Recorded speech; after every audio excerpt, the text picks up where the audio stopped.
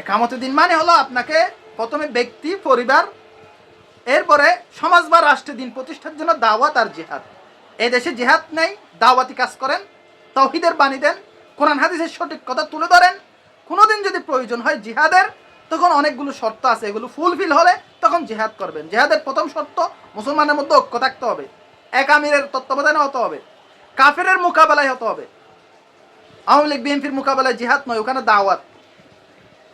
এবং সশস্ত্র প্রস্তুতি থাকতে হবে, যার বিরুদ্ধে জিহাদ করবেন তার বিরুদ্ধে আপনি যুদ্ধ করার মতো এরকম অন্তত 50% প্রস্তুতি আপনার মধ্যে থাকতে হবে। তার কাছে 100টা অস্ত্র থাকলে আপনার কাছে 50টা অস্ত্র থাকতে হবে, তারপরে জিহাদ। এগুলো এই দেশের জন্য প্রযোজ্য নয়। তা আপনি এখানে একামতে দিন বলে একদিকে তাবলিগওয়ালাদেরকে বলতেছে তারা একামতে দিন করতেছে না, আরেকদিকে যারা জিহাদের কথা বলে তাদেরকে বলেন জঙ্গি। তো একামতে দিন শুধু আপনার ওটা ওই যে কয়েকটা ইলেকশন করা, কখনো আওয়ামী লীগের সাথে, কখনো বিএনপির সাথে জুট করা, কখনো আবার এনসিপির সাথে জুট করা। এখন বিএনপি খারাপ হয়ে গেছে, 21 বছর বিএনপির সাথে জুট ছিল, এগুলো সবগুলোর পিছনে লাগা দিচ্ছেন একামতে দিন। ব্যক্তি এবং পরিবার উদাসীন হয়ে গেছে, যার কারণে আজকে ব্যক্তিগত পদস্খলন হচ্ছে, পারিবারিক পদস্খলন হচ্ছে। আপনি একামতে দিনের কর্মী, আপনার ব্যক্তি আচরণ, ব্যক্তি চালচলন কীরকম হবে, আপনার পরিবার কীরকম হবে। দেখেন, মনে রাখবেন, আপনি যে দিনকে ভালোবাসেন এবং একামতে দিন চাচ্ছেন, এটা আপনার ব্যক্তি এবং পরিবারে এটা ফুটে উঠতে হবে। আপনার ছেলে মেয়েগুলো দিনদার এবং কীভাবে হবে সেই পথে যেতে হবে। যাক, অনেক লম্বা হয়ে গেছে, এটা নসিহা হিসেবে।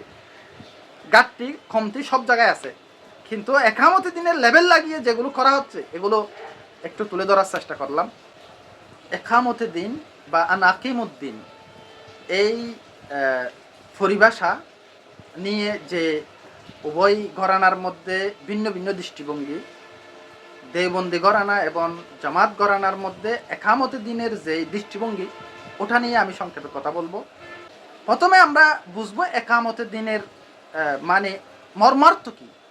একামতে দিন মানে দিন প্রতিষ্ঠা, আল্লাহর বিধানকে এবং আল্লাহর রসুলের কথাগুলোকে জীবনের সর্বক্ষেত্রে প্রাধান্য দেওয়া, প্রতিষ্ঠা করা, ব্যক্তি, পরিবার এবং সমাজে এগুলোকে মানে বুলন্দ রাখা, প্রাধান্য দেওয়া, এটাই হলো মূলত একামতে দিনের মূল মর্মার্থ। এবার আমরা জানবো একামতে দিনের স্তর কি, উপায় কি।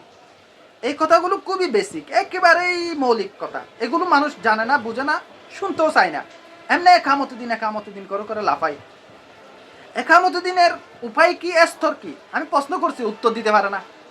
একেবারে আমি শপথ করে বলতেছি, একজন জামাতের বড় ভাইকে সে রুখন বললাম যে একামতে দিনের উপায় কি, লা জবাব, কোনো জবাব নেই।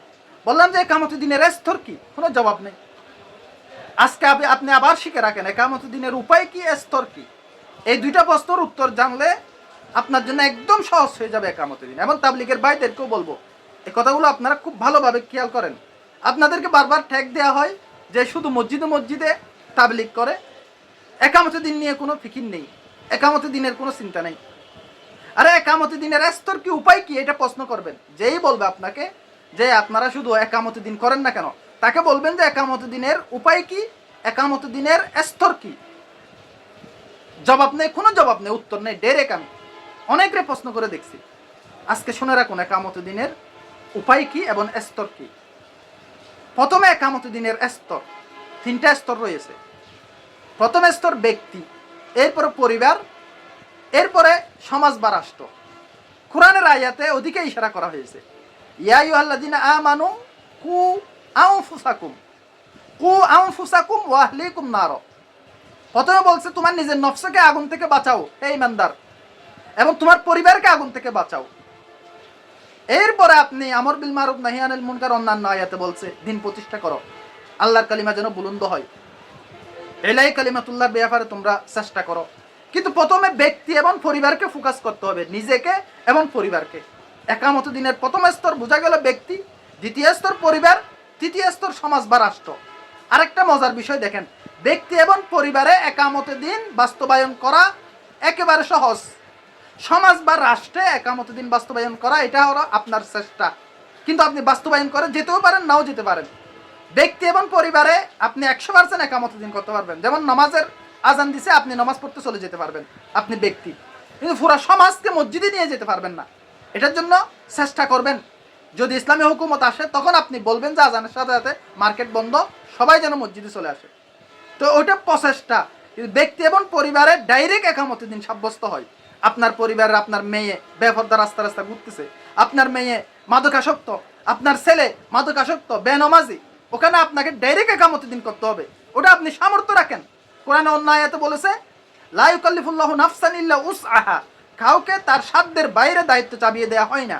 তাহলে একামতের দিন ব্যক্তি এবং পরিবারে আপনার সাধ্য আছে, একামতের দিন রাষ্ট্রের উপর এটা আপনার সাধ্যের বাইরে, তবে আপনি চেষ্টা করবেন। এই জায়গায় পার্থক্য মূলত। একামতের দিনের যে তিনটা স্তর রয়েছে, অনেক সময় আমাদের জামাতের বাইরে দেখি ব্যক্তি এবং পরিবার উদাসীন থাকে। ব্যক্তিগতভাবে সে মানে তাকে নামাজে প্র্যাকটিস নয় এবং তার পুরা জীবন আচরণ সে দেখা যায় যে কবিরা গুনাই অভ্যস্ত। তার মুখে ঠিকমতো দাড়ি নেই, চুলগিরার নিচে কাপড় পরে, এটা এটা ব্যক্তিগত ডাইরেক্ট দেখা যায় প্রকাশ্য গুনাহ। এই জন্য বলতেছি, অনেকে বলবে আপনারা শুধু এটাই দেখেন।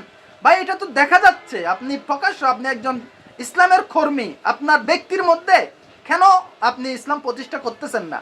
ওটা তো সামর্থ্য রাখেন, দাঁড়িয়ে রাখতে পারা, এটা তো কেউ আপনাকে বাধা দিচ্ছে না। চুলগিরার উপরে কাপড় পরা কেউ আপনাকে বাধা দিচ্ছে না। ওখানে আপনি দিন কায়েম করতেছেন না ব্যক্তির উপর, কিভাবে আমি বিশ্বাস করব আপনি পুরা সমাজে বা দেশে দিন কায়েম করবেন?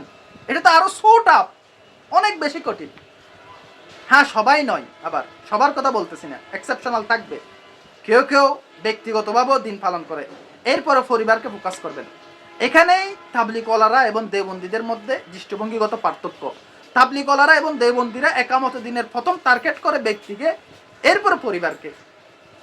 তারা ব্যক্তিগতভাবে তার সাধ্য অনুযায়ী সর্বোচ্চ দিনের উপর থাকার চেষ্টা করে, পরিবারকে পর্দার উপর রাখে তাবলিগওয়ালারা।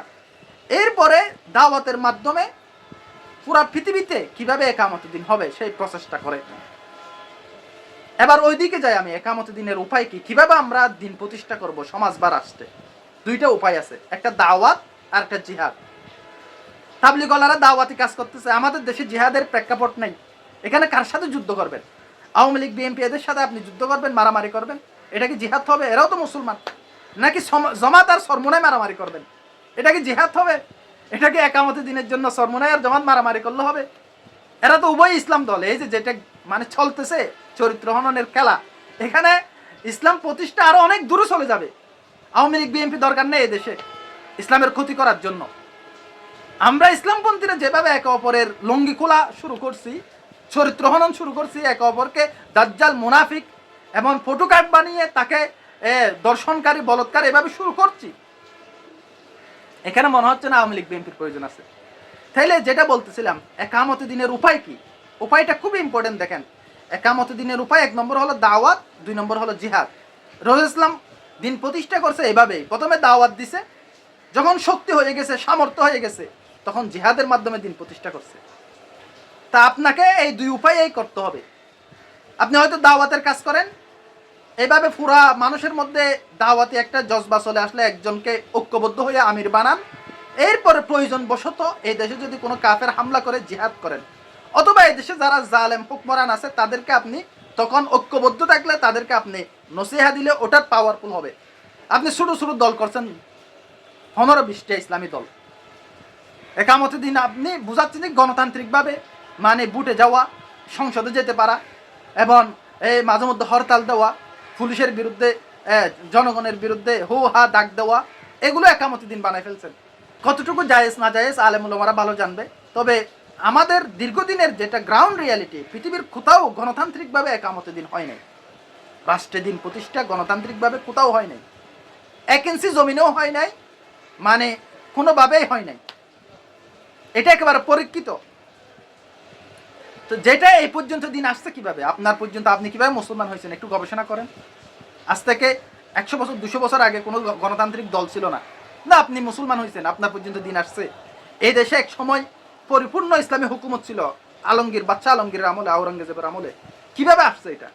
ওটাকে আবার গণতান্ত্রিক নির্বাচনের মাধ্যমে, হরতাল মরতালের মাধ্যমে? এটা নিয়ে আমি লম্বা আলোচনা করব। সুতরাং একামত দিনের উপায় হলো দাওয়াত এবং জিহাদ। আপনি দাওয়াত করেন, একদিকে তাবলিগওয়ালাদেরকে বলতেছেন এরা একামত দিন করতেছে না, অথচ এরা দাওয়াতের সবচেয়ে বড় কাজ ওরাই করতেছে, একামত দিনের কাজ। আপনি ন দাওয়াতের কাজ করতেছেন, ন জিহাদের কাজ করতেছেন, আর যারা জিহাদের কথা বলে তাদেরকে জঙ্গি বলতেছেন।